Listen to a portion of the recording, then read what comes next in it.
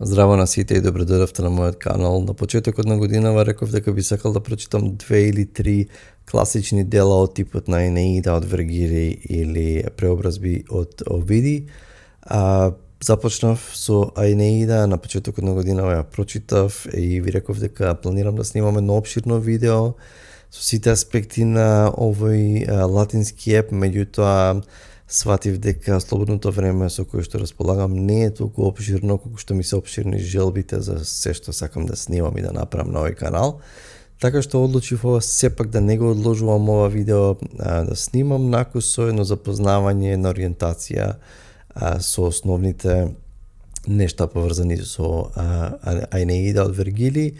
Во историјата на западната култура и цивилизација постојат повеќе книжевни дела кои што одиграле огромна улога и имале формативна улога за таа култура, и ако сакаме да направиме еден потесен список или така строг избор, тука секако би влегле Библијата, би влегле Хомеровите епови Илијада и Одисеја, би влегла Енеида од Вергилий, подоцна може да зборуваме за божествената комедија од Данте, тоа е веќе доцен среден век, некои може да зборуваме за трагедиите на Шекспир, може да зборуваме за загубениот рај од Милтон или пак за Дон Кихот.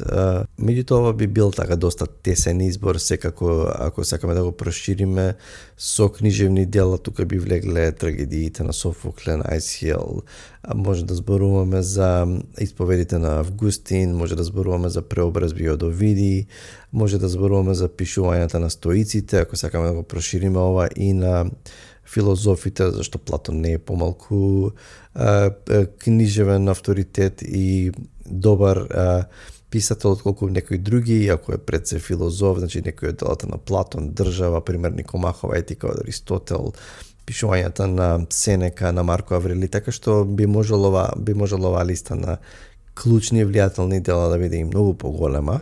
Енеида е епска поема напишана на латински од римскиот поет Вергилий некаде помеѓу 29-та и 19-та година пред нашата ера, и во оваа поема напишана во 9896 стихови, во така наречениот дактилски хексаметар, се зборува за славниот тројански јунак Ајнеј кој по падот на Троја тргнува на едно патешествие и на крајот станува еден од предците на основачите на Рим.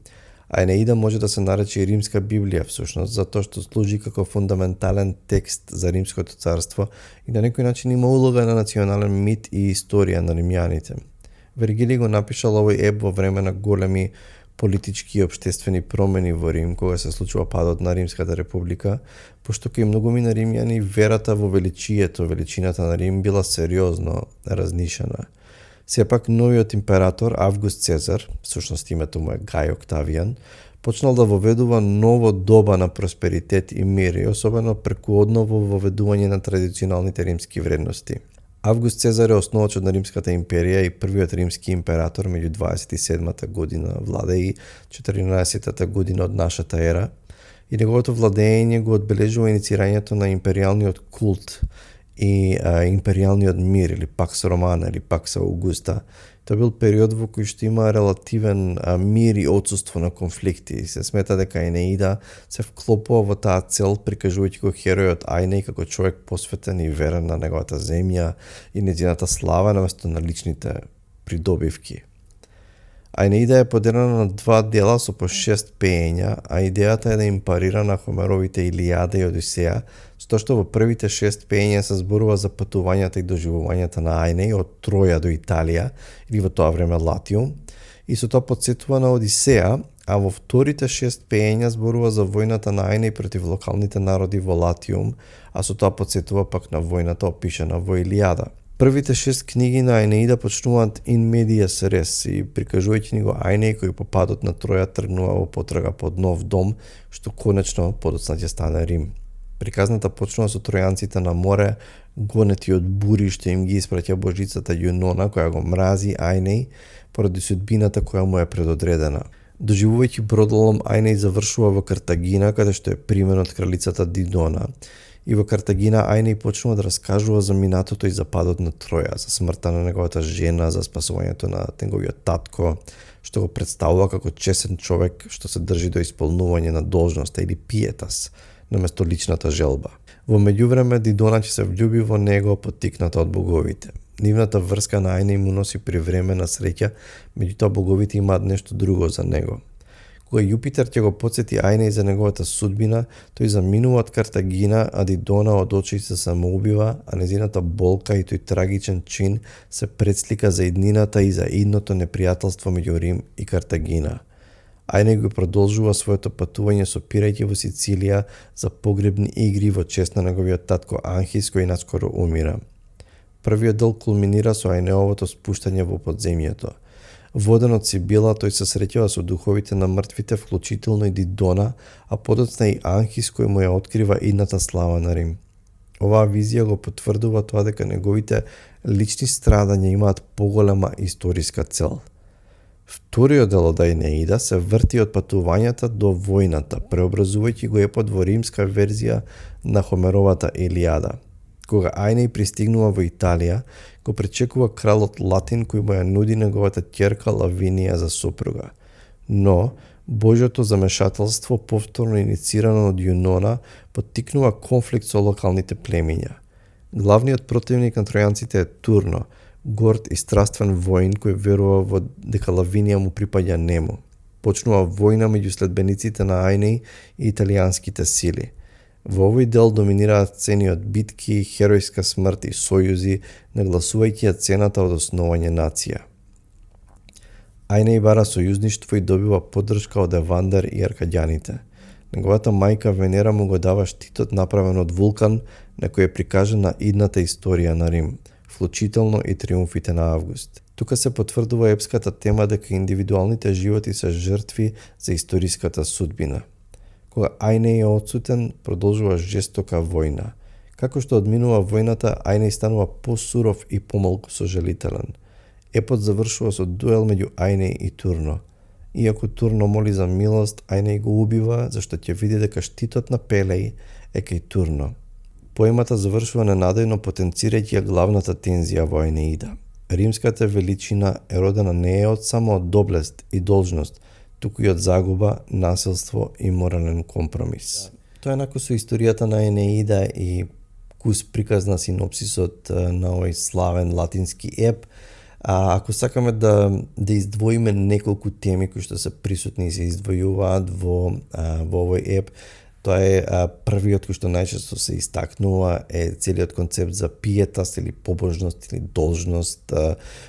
Може да се преведе како несебично чувство на посветеност спрема религиозните, општествените или семејните должности, нели, кои што еден човек ги има. Во случајот, нели, тоа е Ајнеј кој е на некој начин олицетворение на тој идеал на пиетас и на повеќе пати во самата Енеида. Мислам дека 20 пати, ако не се лажеме, тој е наречен побожниот Ајнеј и со тоа Вергили сака да ни каже дека тој е достоен предок или прататко на римјаните, значи затоа што треба да биде некој што е побожен и достоен, смел и така натаму.